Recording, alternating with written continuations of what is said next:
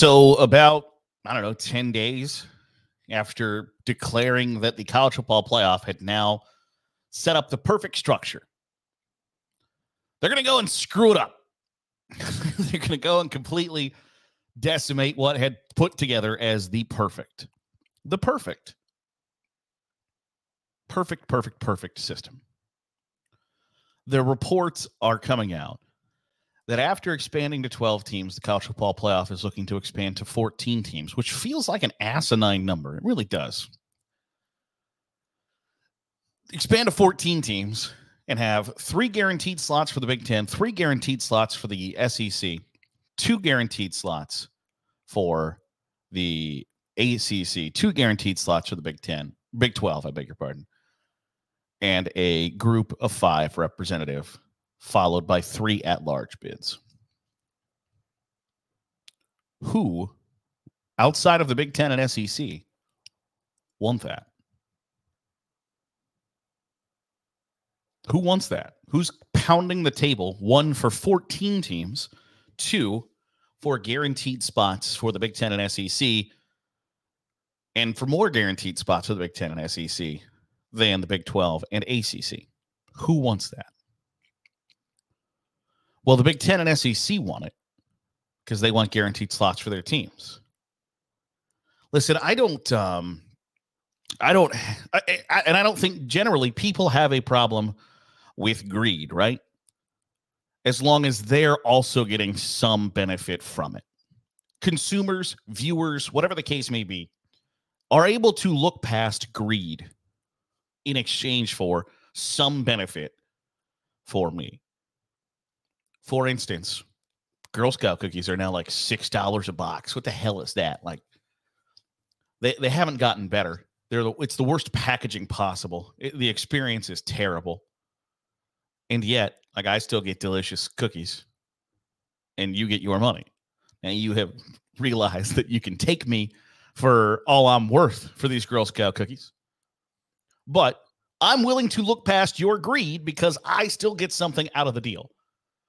And that's where I think the kind of public perception of the college football playoff turns, is that is the college football fan, is the average football viewer served by an expanded college football playoff moving to 14 teams with a 9-3 Iowa guaranteed a spot in the college football playoff, while a 10-2 somebody else, or an 11-1 group of 5 school, or another 12-0 group of 5 school, or whatever the case may be, are they better served for that? No, not especially. So I don't know how popular this proposal is going to be. Now, it's better than the proposal, and I think this is, I can sit here and bitch about the greed of the Big Ten and the SEC, but their negotiating tactics are spectacular. The original proposal was 4 slots for the Big Ten and SEC, each, not combined, each. They each got 8 of the 14 teams, which at the start is like, holy cow, you're going to take 8 of 14 slots? What makes you think that you have earned that? Yada, yada, yada. So the argument becomes like, there's no way in hell you deserve 8 of the 14 slots. There's no way in hell that the 4th best team in the Big Ten deserves a spot, over a guaranteed spot, over the 2nd best team in the ACC or Big Ten. There's no way that that's true. So then you come back to the negotiating table and go, all right, I heard you. What about 3? Because then 3 sounds reasonable. 4, unreasonable. Not going to happen. This is ridiculous. How could you think that? 3 becomes a little bit more palatable. And you say, okay, sorry. Take 2 of those guaranteed slots and keep 1 for yourself, Big Ten. Keep 1 for yourself, ACC. Because that's the kind of guy I am. I'm willing to give up 1 of my guaranteed slots for me. And you know what? Now that I've thought about it, you're right. I'm willing to give it to you, Big Ten, Big 12. I'm willing to give it to you, ACC. Because then that offer becomes real palatable, doesn't it? Because I think the number that I read was that the ACC hasn't had 2 teams in the top 14 more than twice in the current college football playoff era. So that conference would be essentially, in the overwhelming majority of the last decade, be adding a playoff team that it would not have already had due to this current proposal.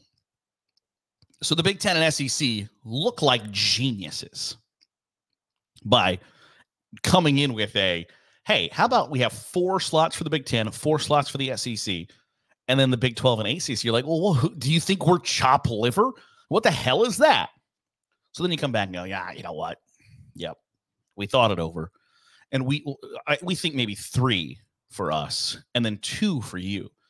So the Big 12 and ACC are still somewhat viewed as second-tier, second-rate, second-class citizens in the college football hierarchy landscape. But at the same time, they sure are a step above the entire group of 5, right?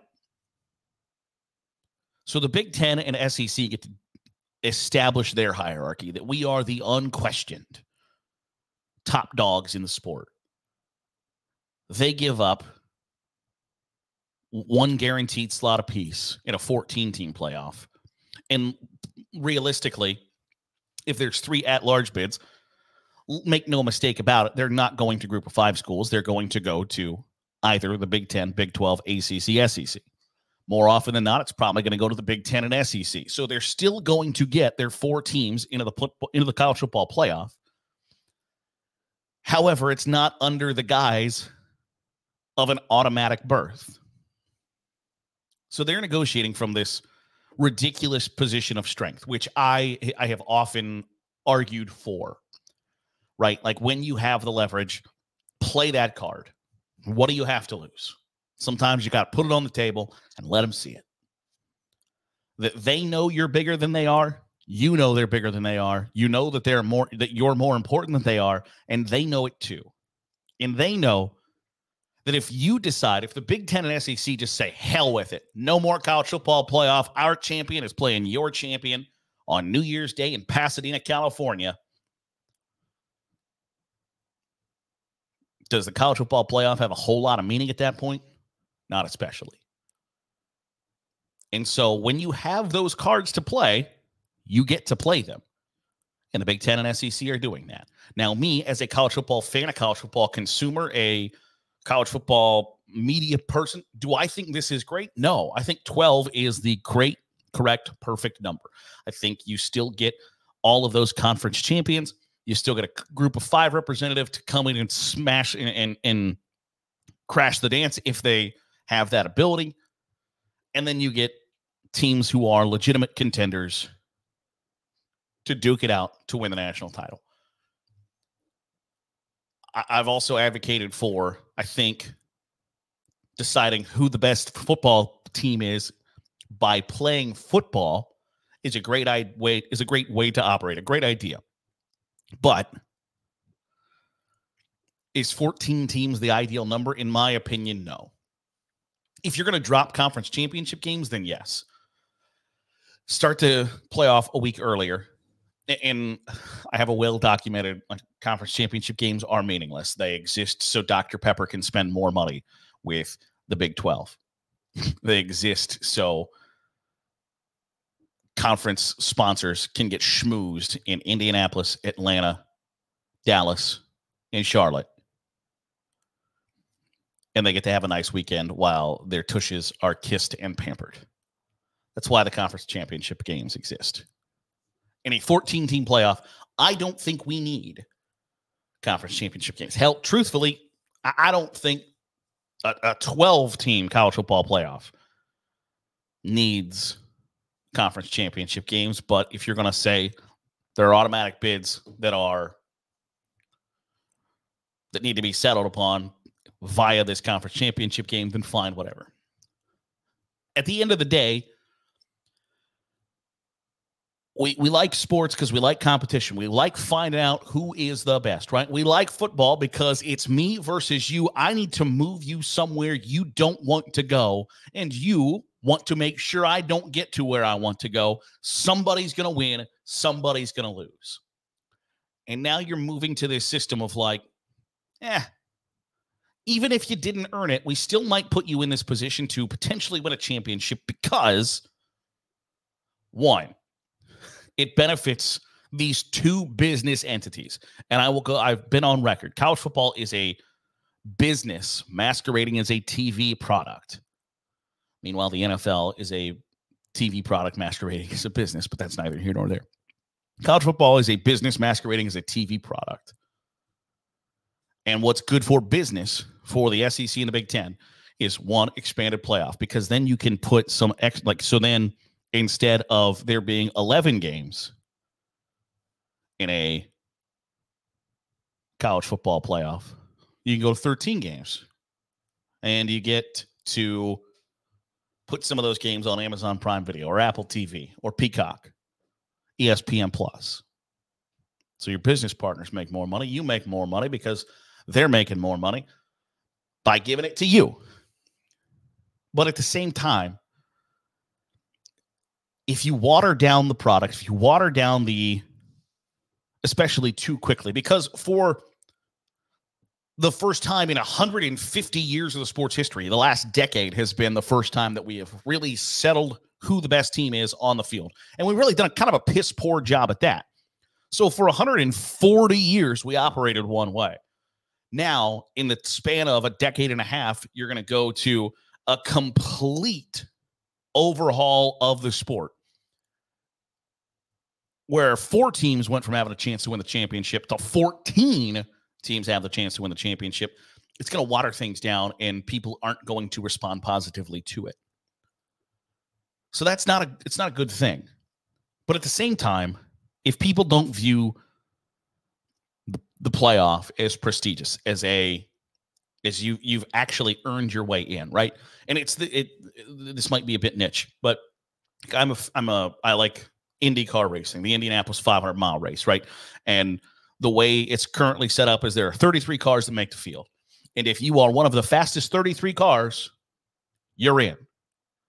And if you're not, whether you're last year's champion, whether you're this year's points leader, whether you're one of the all-time greats, if on this day you are not one of the 33 fastest cars, you don't make the field.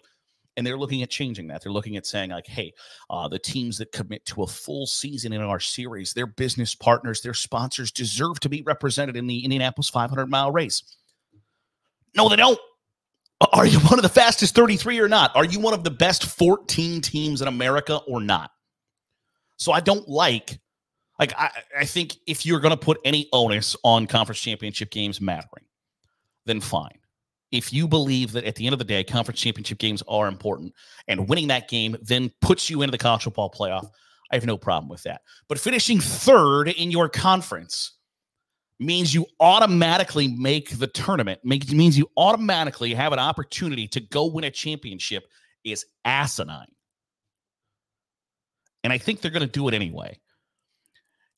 And again, people can look past greed when they still benefit from it. Now, in some cases, you'll have a Ole Miss or a Penn State or someone else that will benefit from, and their fan base will benefit from these rules. And so they'll be fine with it. But the college football public, casual fan, overall viewer as a whole does not benefit from the 12-team playoff going to a 14-team playoff. So they're not going to be willing to look past greed in that instance. And when in a sport where public perception has mattered for 150 years, I think people are losing sight of the fact that public perception still, at least a little bit, matters. And they're acting out of greed. And I get it. But at some point, somebody's got to be the person to take a step back and be like, hey, wait a second. Are we sure this is the right thing? And I don't know if anybody's going to do that or not. That'll do it for today's episode of the Daily Huddle. Appreciate you making us a part of your day, however it is, wherever it is you're doing so. You watch it on YouTube, hit the subscribe button. Make sure you're getting all the great college football content that we're pumping out here on Saturday Glory. If you are listening on the podcast feed, drop a 5-star review. Goes a long way in helping out the channel. I'll see you on Sunday here on the Daily Huddle with Saturday Glory.